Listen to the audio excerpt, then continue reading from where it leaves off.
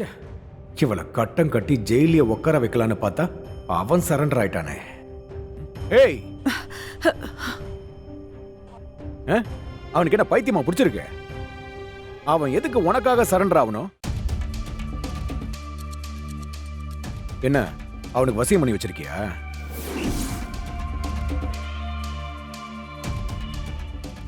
எனக்கு உன் மேலதான் சந்தேகமா இருக்கு. நீ அவனை ஏதோ ஏடாகூடமா பண்ணி அவனை உள்ள தூக்கி வச்சிருக்க. ஏண்டா சும்மாறா, என்ன நடந்துச்சுன்னு கேட்போம். சொல்லுமா, ஸ்டேஷன்ல என்னம்மா நடந்துச்சு? ஐயா, ஸ்டேஷன்ல அந்த இன்ஸ்பெக்டர் என் மேல பழிய போட்டு என்ன ஜெயிலுக்கு அனுப்புறதுல குறியா இருந்தாரு. அதனாலதான் வேற வழி இல்லாம கருணா சரண்டர் ஆகி என்ன வெளியே அனுப்பிட்டான்.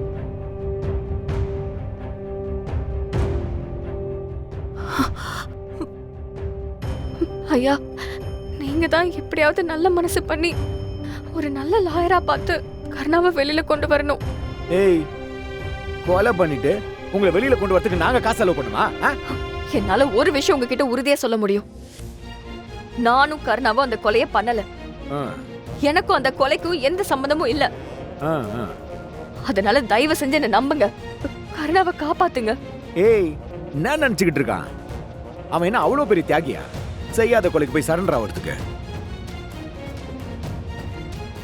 எவ்வளவு ஆணவமும் திமிரும் இருந்திருந்தா இப்படி பண்ணிருப்பான்.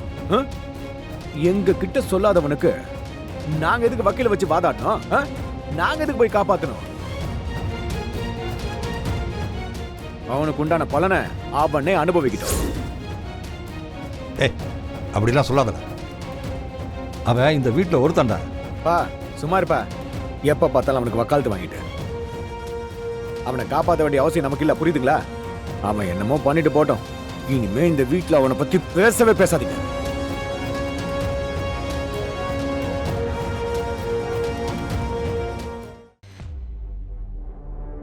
எனக்கு இப்போவும் இவன் மேலதான் சந்தேகமாவே இருக்கு. இவ தான் அவனை கூட்டிட்டு போய் என்னமோ பண்ணி அவன் மனசை மாத்தி சரண்டர் ஆக வச்சிருக்கான்னு தோணுது. இங்க பாருங்க, எனக்கு அப்படியெல்லாம் பண்ணணும்னு எந்த அவசியமும் இல்ல. நான்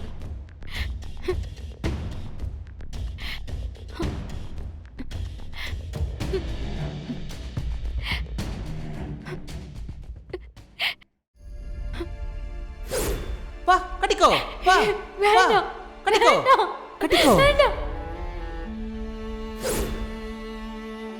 போன இடத்துல என்ன ஆச்சு? அவன் செத்துட்டான். ஐயோ,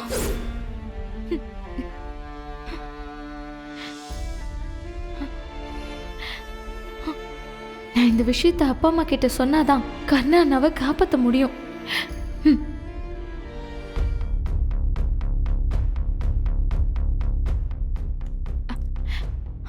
அம்மா, அம்மா. என்ன சித்ரா? அம்மா, அப்பா எங்கம்மா போயிருக்காரு? என்னாச்சு சித்ரா? அம்மா, என்னால நிம்மதியாவே இருக்க முடியல. ரொம்ப பதட்டமா இருக்கு. அப்பா கிட்ட இந்த விஷயத்த வெளிப்படையா சொல்லணுமா? என்ன சொல்ல போற? அத டைம் வரப்போ சொல்றேம்மா. நீ முதல்ல கொஞ்சம் அமைதியா இரு சித்ரா. நீ இவ்ளோ பதட்டமா இருக்கிறத பார்த்தா எனக்கு கவலையா இருக்கு. நானும் 2 நாளா உன்னை கவனிச்சுக்கிட்டு தான் வரேன். அந்த கதிரோட கொலைகேச பத்தி ஏதாவது ஒரு பேச்சு வந்துச்சுன்னா உடனே உன் முகம் மாறி சோகம் ஆயிடுற. உனக்கு அந்த கேஸ பத்தி ஏதாவது தெரியுமா? தெரிஞ்சா தயவு செஞ்சு இந்த அம்மா கிட்ட எதையும் மறைக்காம சொல்லு.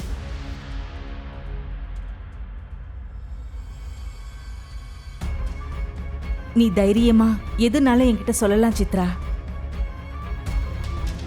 சிஸ்டர், இங்கதான் இங்க ஒரு கதவு இருக்கு. ஒரு நிமிஷம் நீ கொஞ்சம் இறங்குங்களேன். நான் ஆப்போசிட் வண்டியை போட்டு வந்துடுறேன்.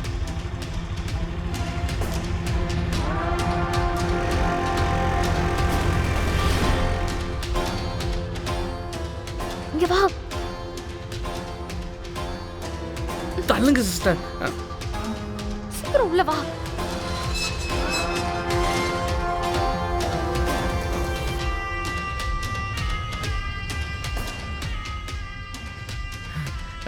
பாத்தீங்களா எப்படி போலீஸ் போக வச்சேன் கிரைண்டர். வேகமா வா பாண்டி. என்ன பாராட்டவே மாட்டீங்க?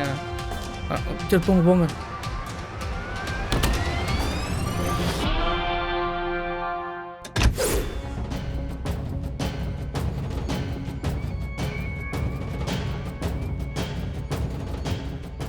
பாண்டி, இந்த இடம் இப்பவும் போலீஸ் கண்ட்ரோல்ல தான் இருக்கு.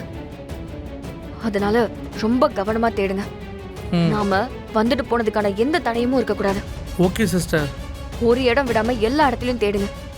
ஏதாவது ஒரு பொருள் சந்தேகப்படுற மாதிரி இருந்துச்சுன்னா அதை உடனே என்கிட்ட வந்து காட்டுங்க. இப்போ என்ன சந்தேகப்படுற மாதிரி ஏதாவது பொருள் தான் உங்களை காமிக்கணும், அவ்வளோதானே? நான் பார்த்துக்கிறேன், விடுங்க. சரி வாங்க தேடலாம். சிஸ்டர் நீங்கள் போய் அப்படி தேடுங்க, நான் இந்த பக்கம் தேடுறேன். சரிங்களா? சரி போங்க. போங்க.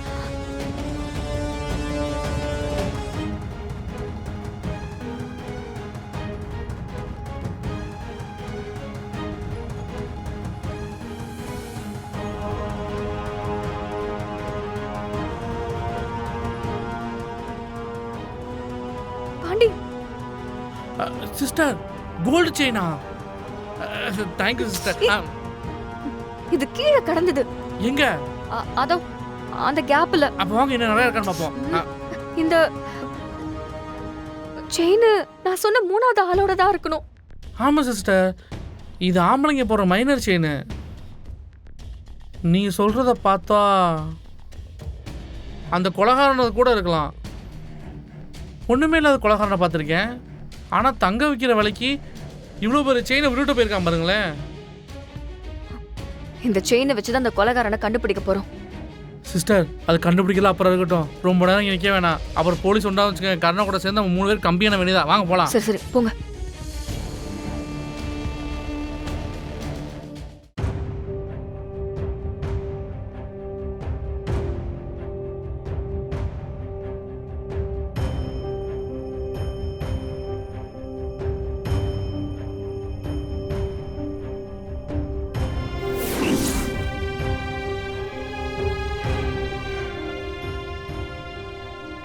கர்ணா தம்பி,